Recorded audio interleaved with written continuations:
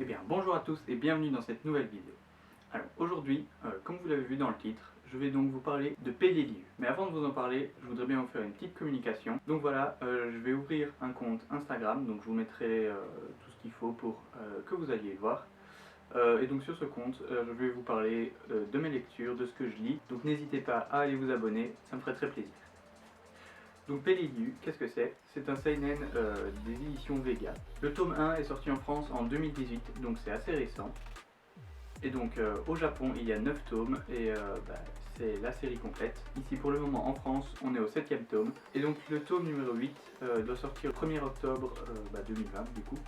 Donc la série va se terminer dans pas trop longtemps. Donc l'auteur et le dessinateur est Takeda Kazuyoshi et le prix d'un tome est de 8 euros. Alors, Peleliu, qu'est-ce que c'est? Donc l'histoire, alors tout simplement on va suivre un soldat qui est sur l'île de Peleliu en fait. Et donc ce soldat, il est à la guerre bien malgré lui parce que son rêve à lui c'est de devenir mangaka. Donc l'île de Peleliu, il y a un aéroport qui va être considéré comme un aéroport assez stratégique. Donc il y a les Américains qui vont vouloir envahir cette île, sauf que les Japonais ils veulent pas laisser cette île à l'ennemi, et donc ils vont faire tout ce qu'ils peuvent pour la défendre. Le petit truc, c'est que dans cette histoire, c'est la guerre, donc c'est quelque chose qui est assez violent, sauf que, eh bien, comme vous pouvez le voir, je vous mettrai des photos, des dessins pour que vous voyez mieux, c'est tout dessiné en mode chibi, en mode tout mignon. Donc, ces faits qui sont des faits réels, qui se sont vraiment passés,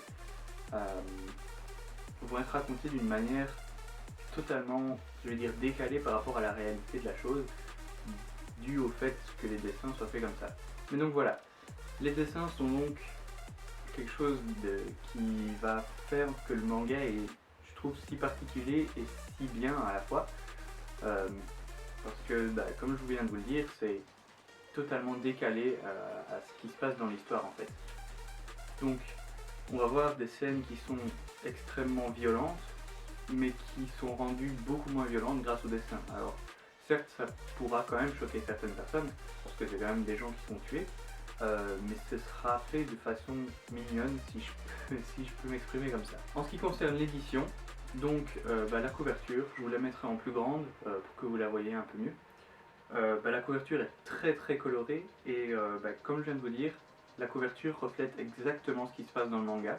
Donc c'est-à-dire qu'on voit des objets de guerre, donc il y a un tank ou un obus par exemple. Sauf que juste à côté de ça, il y a plein de fleurs, c'est un ciel magnifique, on est sur une île paradisiaque. En ce qui concerne les tranches, elles sont extrêmement simples et je trouve qu'elles font bien le boulot en fait. Enfin, je veux dire, elles sont pas trop chargées, mais il y a pile ce qu'il faut dessus. Donc dans la mangatech, je pense que ça va rendre très très bien. Pour le quatrième de couverture, il n'y a rien de spécial, il y a juste le synopsis avec un petit dessin, et voilà, le reste c'est tout blanc. Donc le quatrième de couverture, rien d'extraordinaire. Pour ce qui est de l'intérieur, donc au début du manga, on a une ou deux pages couleurs, donc ça c'est toujours bien.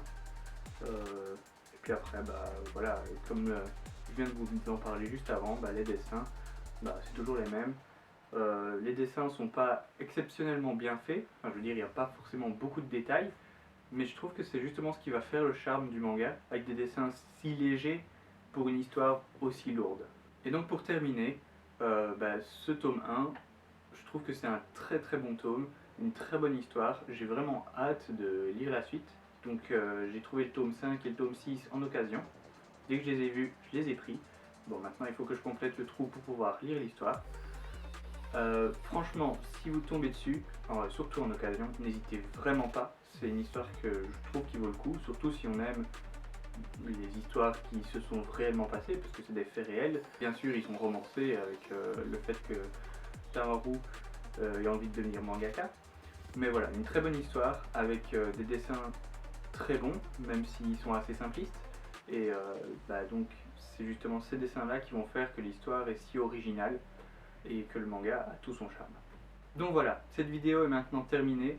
J'espère que ça vous aura plu et que ça vous aura donné envie de lire Peleliu, parce que c'était un très bon manga. N'hésitez pas, donc comme je vous l'ai dit en intro de vidéo, à aller vous abonner au compte Instagram. N'hésitez pas non plus à mettre un j'aime, à commenter et à vous abonner. On se retrouve très prochainement pour une nouvelle vidéo. Ciao tout le monde!